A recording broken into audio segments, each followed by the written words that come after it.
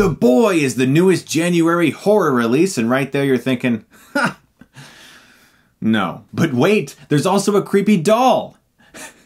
So it's bound to be great, right? So a nanny, played by Lauren Cohan, is hired by this British family to come to their very creepy home in the middle of nowhere to babysit their son for a while. Oh, and their son just so happens to be a doll that they speak to as if it's really alive. Fun times. Initially, she dismisses them as crazy people, and she just goes along with their charade for a while because they're paying her very well. But soon she loses her shoes. Things start disappearing. Things start moving. She hears strange noises at night, and she begins to think that maybe, just maybe, this doll could be alive. Now look, I've seen a lot of shit in January, especially horror films. I've seen some shit, guys. But I must be honest, even though I want to rip this movie to shreds, this movie is not as bad as most January horror films. Movies like Texas Chainsaw 3D or One Missed Call.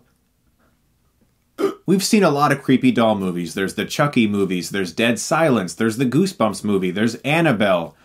Oh, God, why do I remind myself that movie exists? This is not a new concept, but I admired the director's approach to this movie. He did create a lot of genuine suspense, and there are some sequences of tension that surprise me. The overall production value and look of this movie is very good. The performances are also good. Lauren Cohan, as well as Rupert Evans from the Hellboy movies, very good performances, very good work. The general feel of this movie was good, and I did get goosebumps a couple times. There were a few shots that gave me the tingles, and that's because of good suspense. Where this movie faltered for me were a few cliches, one of them being the dream sequence. It happens once early on and you go, okay, I guess they just felt like they had to do it. But then it happens a second time, another dream sequence, and it's at that point where I began to realize this movie is not going anywhere fast. But my real issue with this movie is its ending, which, as you guys know, I'm not going to spoil. It's one of those endings where as you're watching it, you're thinking, this is kind of effective. This is creepy. I thought to myself, okay, that is actually very well done. That's creepy. There are some really good shots. There's some good editing. There's some good use of slow motion.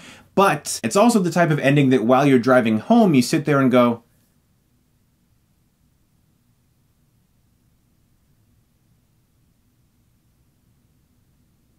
that doesn't make sense. In retrospect, as you look at the entire film, nothing makes sense anymore. And you can sit there and maybe dissect it to the point where you could, in your own head, if you want to say that you really like this movie and you can't admit that it really wasn't that good, you can sit there and say, well, no, this makes sense and this makes sense and that happened that way and that happened that way. But that would be the Mount Everest of reaching, trust me. The ending just makes the entire film deflate. I appreciated the production values. I appreciated the acting. There was some good direction and a few good scary moments, but overall, The Boy disappointed me with its ending. It doesn't make sense. The rest of the movie now is just bleh. I'm gonna give The Boy a C. It is better than most January horror films, I will give it that. Look forward to Sunday, guys, because I'm going to be posting my review of Tomb Raider, my biggest guilty pleasure movie of all time. That's going to be my newest Hilariosity review. I can't wait to share that with you guys. I had so much fun filming that video. You guys are the best. Thank you so much for watching, and if you like this, you can click right here and get Stuckmanized.